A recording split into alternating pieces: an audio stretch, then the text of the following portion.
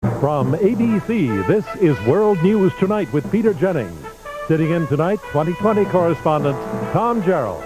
Good evening. For months now, organized crime in this country has been on the run. Government prosecutors have brought one case after another against the mob and have won them all until today. In Brooklyn, New York this afternoon, John Gotti, reputed to be one of the nation's leading organized crime figures, was acquitted on racketeering charges, and so were 6 of his associates. It was a stunning setback for the government. Here's ABC's Richard Threlkill.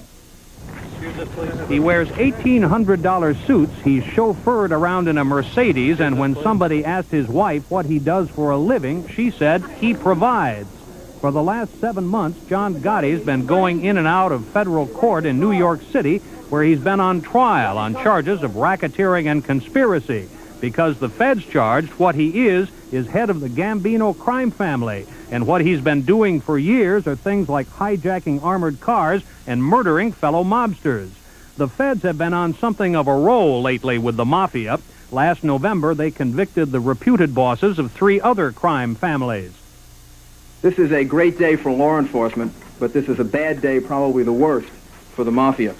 And earlier this month, they convicted 17 other mobsters of running a dope ring in the so-called Pizza Connection case. This afternoon, though, the jury decided the feds had not made their case against John Gotti, despite all the high-tech surveillance the feds had done on him. He was found not guilty and promptly stood up in court and shouted at his prosecutors, "Shame on you." His lawyer said Gotti had already served prison time for some of the charges and was innocent of the others.